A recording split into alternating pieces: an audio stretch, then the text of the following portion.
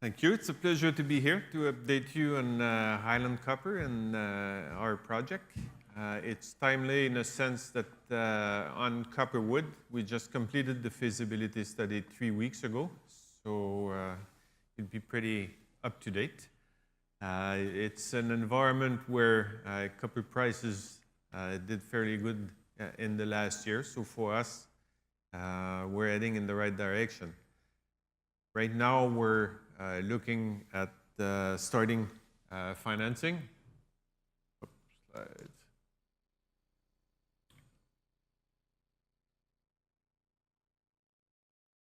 So our project, we're looking at going through financing. Ideal situation, we have everything in place to break ground in Q1 2019. We embarked on this journey a year ago, Q1 2017. We raised 30 million Canadian to launch the feasibility study on Copperwood, to finalize the acquisition of White Pine, the old White Pine mine, in particular the White Pine North section of the deposit. And we also acquired 450,000 acres of prime exploration ground in Michigan as well. All of our projects and assets are in Michigan.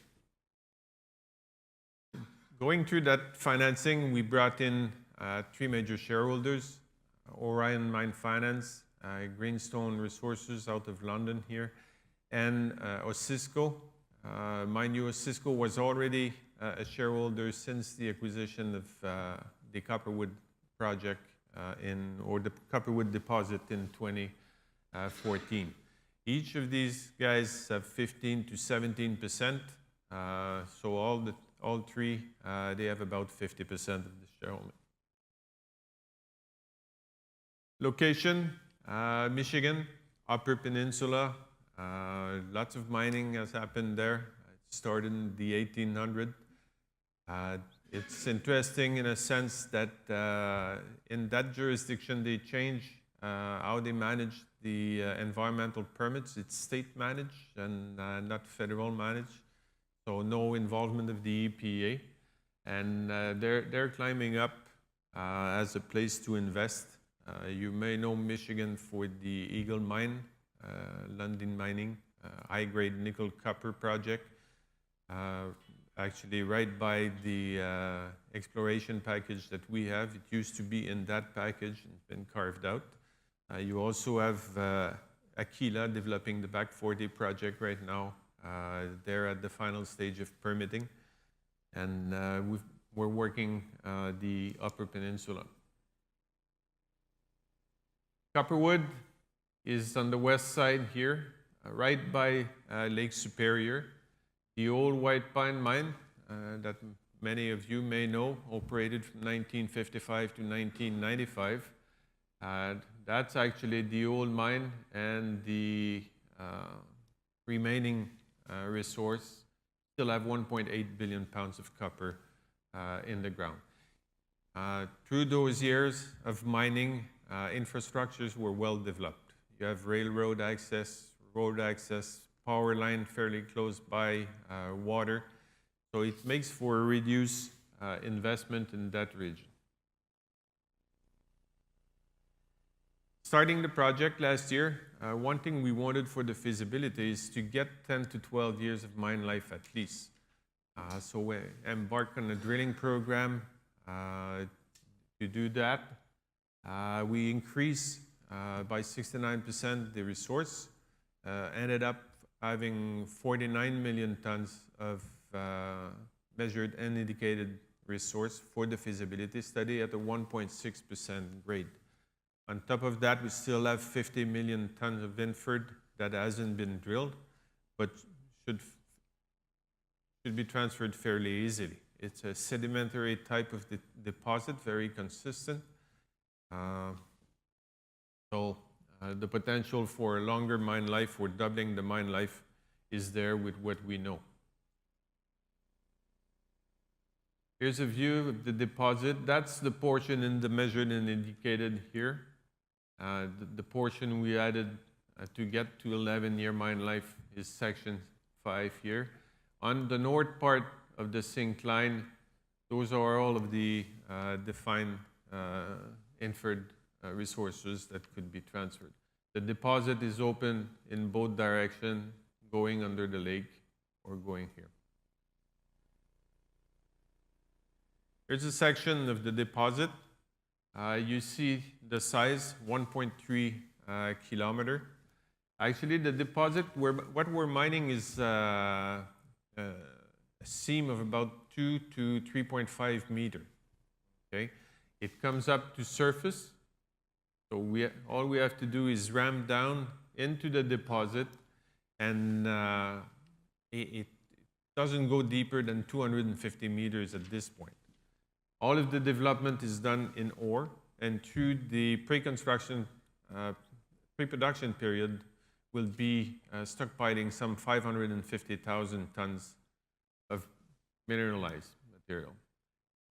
The section here highlights the height, 3 to 3.5, with much higher grade in the lower part of that section. It's typically 2% to 2.4% copper in that lower part, with 1 to 1.3, 1.4 on the upper section. It gives us good confidence that if copper prices go down to 275 or 250 again, we can reduce the mining height and get our grade up and go through the tough part of the cycle. Through the construction period, we're assuming start of construction Q1 2019. It's scheduled for 24 months. Critical path through the construction is really ramping up the mining. Okay? The idea is for us to be, over 3 years, up to 6,600 ton a day or 2.4 million ton a year. You see that we've assumed 3 years to ramp up.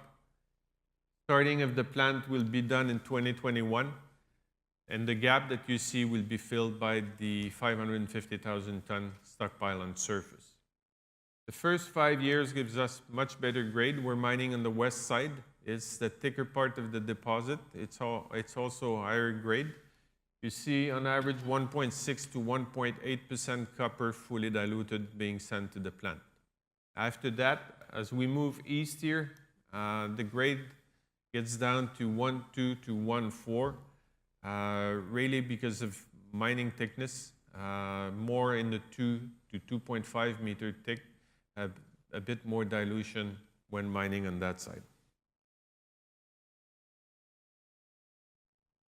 Operating costs, it's pretty standard method. We've used room and pillar, up to a rate of 6,600 ton a day. We end up having a mining cost of $1.53 a pound of copper, or slightly below $40 a ton. On the mining side, just above $21 a ton.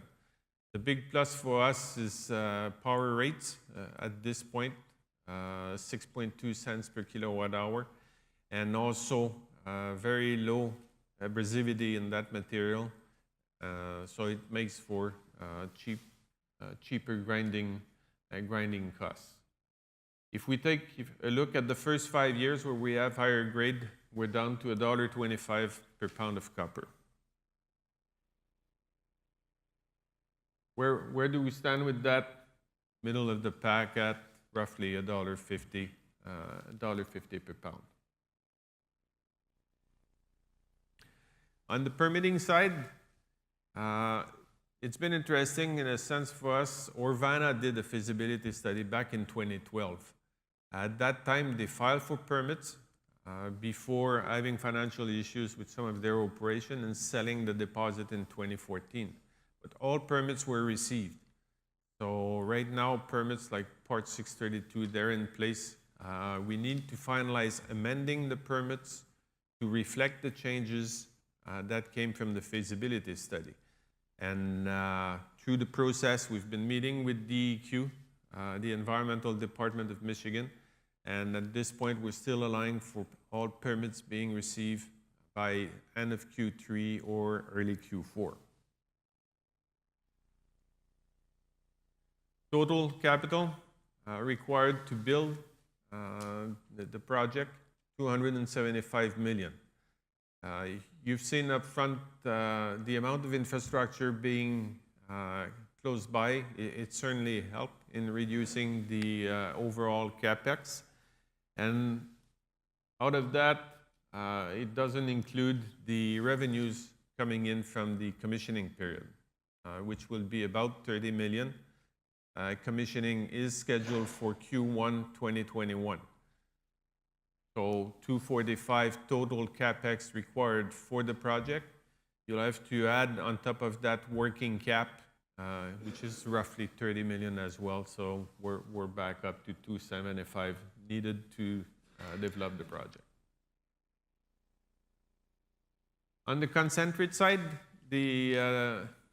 it is chalcocite that will be mining, so very clean concentrate, no contaminants, high silica content, low sulfur, something that will be attractive for a number of smelters or off-takers. Volume-wise, the first year when we're commissioning, we'll be producing 60 million pounds of copper. The following 3 years will be in the 70 to 80 million pounds a year range before stabilizing more at 55 to 60 million pounds. Remember, this is based on just the 11 years that we have in the measured and indicated resource for now.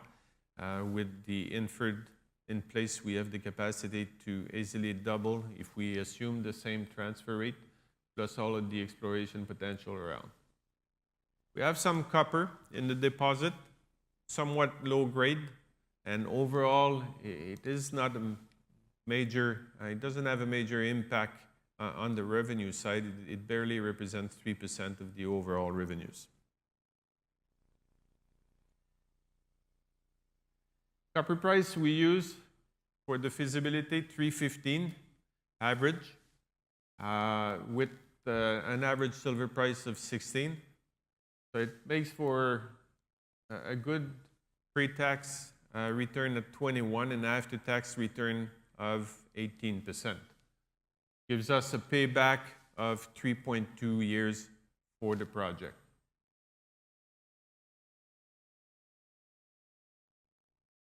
Where do we stand the lot? Well, I guess in the middle of the pack here at 18, but it's pretty good number considering where we're located and the additional upside as well as the future projects we have down the line.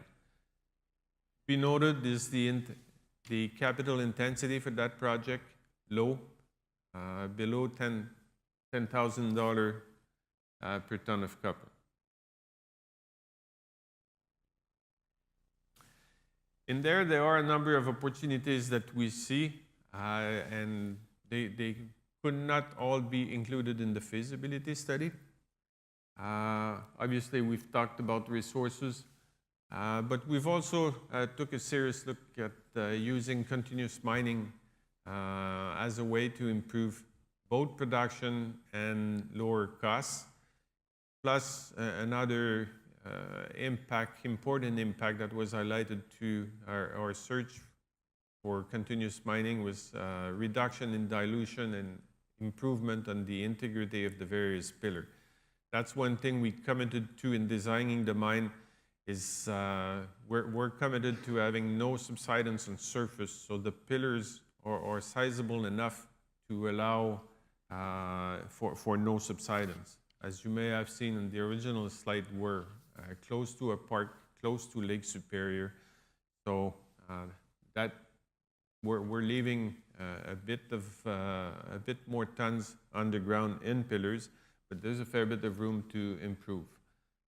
Metallurgical recovery, we've used 86, although white pine over the years, the last half of the mine, they've averaged 88. So we see it as an opportunity. And some areas, for ease of permitting, and an example here is a possibility to stockpile tailings underground once we've mined big sectors. it wasn't included in here. We phased the tailings impoundment construction in 3 stages. The first one during the construction period, second one after 3 years. Year 5 is the third phase. This one we think we're likely to go underground for storage. But for permitting, as the permitting is so advanced, we didn't want to go back and resubmit. We'll do that once in operation.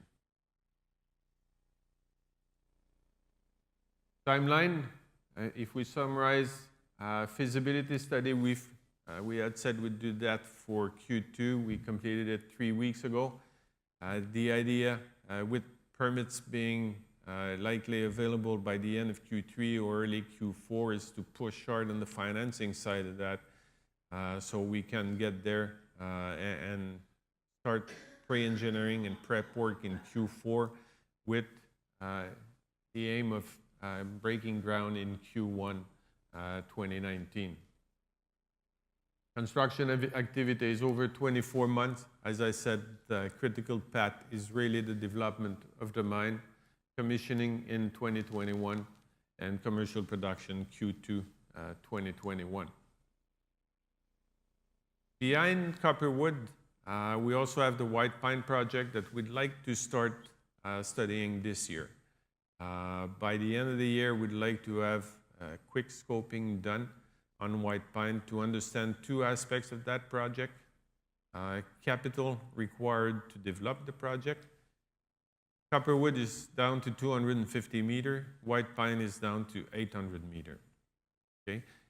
The vein or the seam being mined is much thicker, 4 meter to 5.5 meter, but grade overall is slightly lower. The darker dots here are 1.3 to 1.7% copper. The lighter ones are 1 to 1.1% copper. So there's room for a good grade up front if you start in the right section of the deposit, but it's 800 meters. So the idea is to understand capital requirement and timeline to develop the project and what copper price is needed to get a good return. And that's the portion we want to do this year. So really at this point, we feel we have a somewhat robust project, operating costs in the 150 range, payback 3.2 years, cash flow over the first 3 years, 4 years, almost 70 to 100 million a year. So we're getting into this next phase, financing, although knowing it's always challenging. We remain optimistic that by early next year we'll be breaking ground. If you want to follow up, MJ06, we're there all day tomorrow as well. Thank you.